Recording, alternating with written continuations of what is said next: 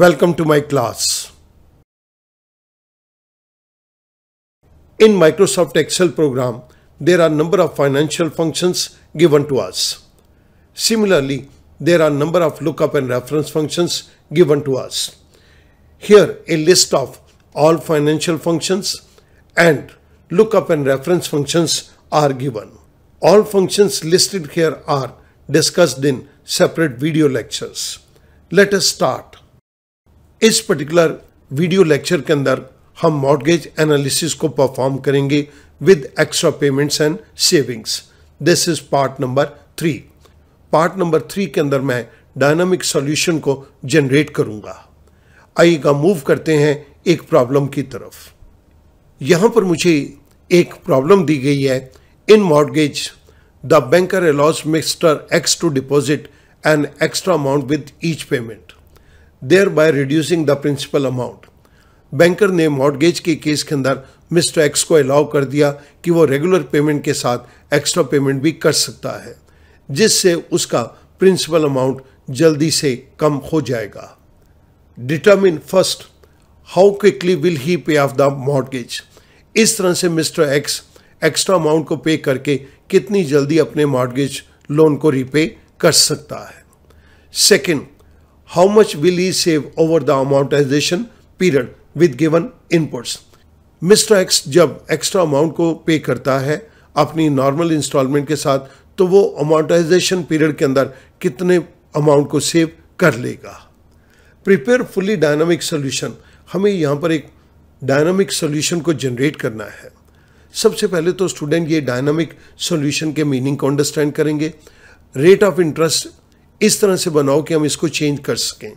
Amortisation period भी, principal amount भी और एक्स्ट्रा पेमेंट विद इंस्टॉलमेंट, इनके अमाउंट को भी हम चेंज कर सकें. इसके लिए मैंने राइट साइड के ऊपर कुछ फिगर्स को टेकअप किया हुआ है. Rate of interest can vary from 6% to 16%. The amortization period it can vary between 15 years to 25 years. Principal amount 2 lakh से 7 लाख के बीच में हो सकता है और एक्स्ट्रा पेमेंट का अमाउंट 500 रुपीज से 5500 रुपीज हो सकता है. इट मीन्स हम एक ऐसा सॉल्यूशन जनरेट करें जिसके अंदर हम कुछ भी चेंजेस करें लेकिन हमारा सॉल्यूशन एक ही रहना चाहिए. मैं इन सभी चीज़ों को अपने इस सॉल्यूशन के अंदर इनकॉर्पोरेट करूंगा, लेकिन इसके लिए मुझे लिस्ट कमांड को यूज़ करना है. सो मैं इनिशियल मॉर्गेज वैल्यूज़ के केस के अंदर इनपुट्स को देने जा रहा हूँ और रेट ऑफ इंटरेस्ट के लिए मैंने इस सेल के अंदर क्लिक कर दिया. I go to data tab. Data tab के अंदर I go to data validation. Data validation में सेटिंग्स के अंदर वैलिडेशन क्राइटेरिया के अलाउ ड्रॉप डाउन बॉक्स में मैंने लिस्ट कमांड को सिलेक्ट किया और सोर्स के अंदर मैं क्लिक कर रहा हूँ और सोर्स के अंदर मैं रेट ऑफ इंटरेस्ट की कंप्लीट रेंज को दे रहा हूँ. आई से ओके. आप यहां पर एक छोटा ट्रायंगल देख रहे हैं.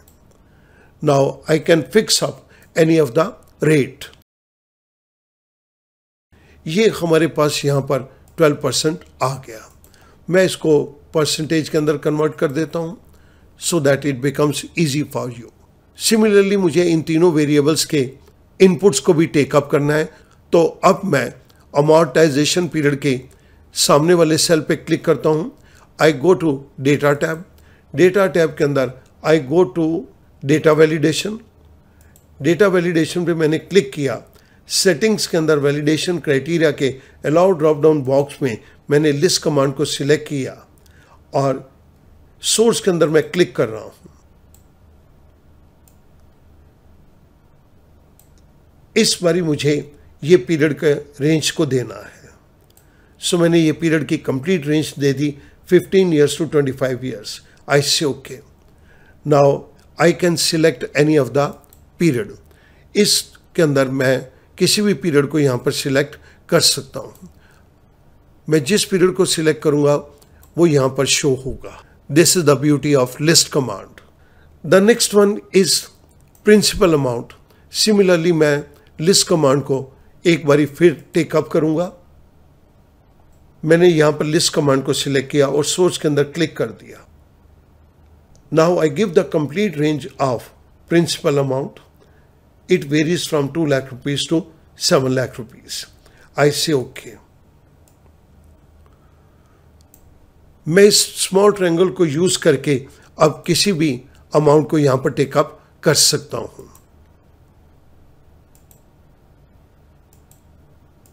The last is extra payment with installment. इसके लिए मुझे लिस्ट कमांड को एक बार फिर यूज करना है. So I go to data validation.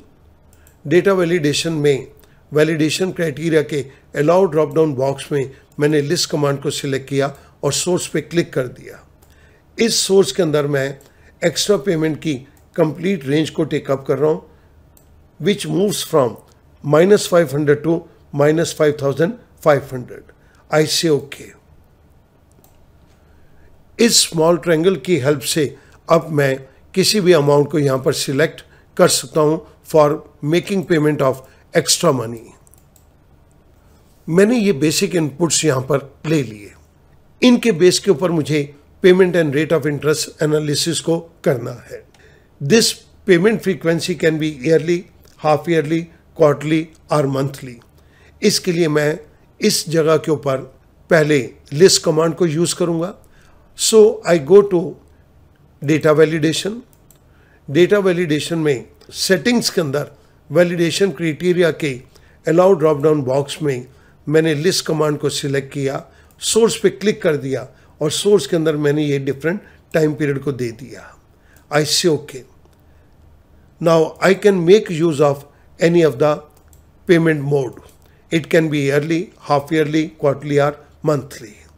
The next point is number of payments per year. अगर ईयरली है तो ये नंबर ऑफ पेमेंट 1 होना चाहिए और अगर ये क्वार्टरली है तो number of payments per year 4 होना चाहिए. इसके लिए मैं यहां पर वी लुकअप के फंक्शन को टेकअप कर रहा हूं. V lookup. The first argument is lookup value. इस वैल्यू को देखो, comma. Second is table array. इस वैल्यू को कहां पर देखो? इस टेबल के अंदर देखो. Next argument is column index number. इस टेबल के अंदर किस कॉलम को देखो? मैं कहता हूं सेकंड कॉलम को देखो, तो मैंने 2 लिख दिया, comma. The last argument is range lookup. यहां पर हमें 2 ऑप्शंस दी गई हैं, ट्रू और फॉल्स. क्या आपको अप्रॉक्सीमेट मैच चाहिए तो ट्रू कर दो और अगर एग्जैक्ट मैच चाहिए तो फॉल्स कर दो. मुझे तो एग्जैक्ट मैच चाहिए तो मैंने फॉल्स के ऊपर क्लिक कर दिया. आई क्लोज पेरेंथेसिस, आई प्रेस एंटर. स्टूडेंट नोट कीजिएगा, ईयरली है तो हमारे पास वैल्यू 1 है और अगर मैं क्वार्टरली करता हूं तो वैल्यू 4 है, हाफ ईयरली करता हूं तो ये वैल्यू 2 है, मैं यहां पर मंथली करता हूं तो ये वैल्यू मेरे पास 12 है. So now we can change number of payments per year. जिस पर्टिकुलर वी लुकअप के फंक्शन को हमने यहां टेकअप किया वो मैंने आपकी रेफरेंस के लिए राइट साइड के ऊपर दे दी है. The next is effective rate पर payment. This is equals to 12% that is given to us in cell number B5 divided by G6. I press enter. Student note कीजिएगा, अगर मैं ईयरली को मंथली करता हूं तो ये रेट ऑफ इंटरेस्ट 1% इफेक्टिवली हो गया. अगर मैं इसको क्वार्टरली करता हूं तो ये 3% हो गया. अगर मैं इसको ईयरली ऑप्शन को यूज करता हूं तो ये मेरे पास 12% आ गया. इसके लिए हमने जिस फार्मूला को यूज किया वो मैंने राइट साइड पे दे दिया. The next is total number of payments. This is equals to B6, that is the amortization period, multiplied by number of payments per year, that is given to us in cell number G6. I press enter.